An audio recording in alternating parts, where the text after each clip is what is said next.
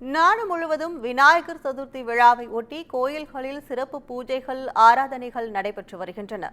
நள்ளிரவு முதலே கோயில்களில் நீண்ட வரிசையில் நின்று பக்தர்கள் சாமி தரிசனம் செய்து வருகின்றனர்.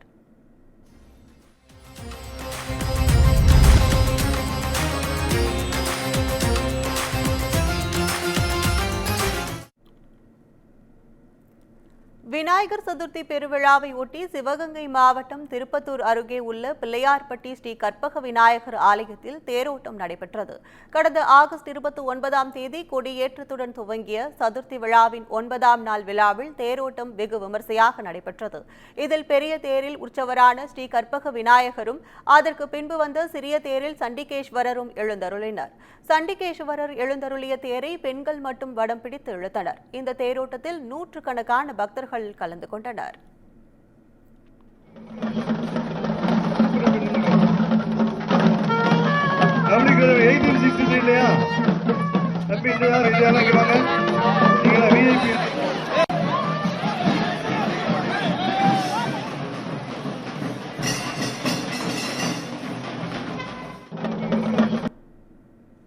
இதனை அடுத்து பிள்ளையார்பட்டி கோயில் முழுவதும் வண்ண விளக்குகளால் அலங்கரிக்கப்பட்டு மின் ஒளியில் மின்னிய பக்தர்களை ஆச்சரியப்படுத்தியது.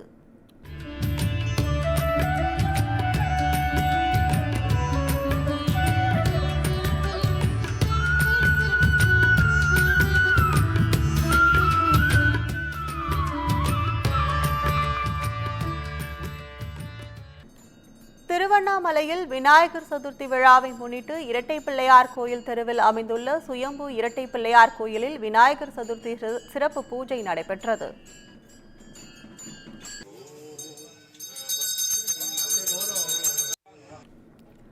நாமக்கல் மாவட்டம் குமாரபாளையம் பகுதியில் ஷேர் ஆட்டோ ஓட்டுநர் சங்கம் சார்பில் விநாயகர் சதுர்த்தி விழா நடைபெற்றது. இதில் காவிரியில் தீர்த்தம் எடுத்து வந்து விநாயகருக்கு அபிஷேகம் செய்யும் நிகழ்வு நடந்தது. இதில் 3 நாட்டிய குதிரைகள் இசைக்கு ஏற்றவாறு நடனமாடியபடி ஊர்வலமாக வந்தது காண்போரை கவரும் வகையில் அமைந்திருந்தது.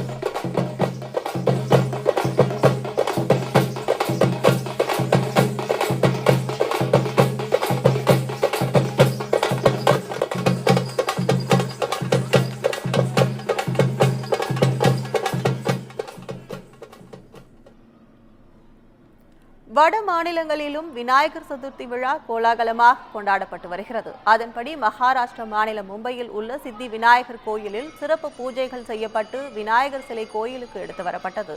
இதேவேளையில் பாலிவுட் திரைப்பிரபலங்களான ரன்வீர் சிங், தீபிகா படுகோன் நிகழ்வில் கலந்து கொண்டு சாமி தரிசனம் செய்தனர்.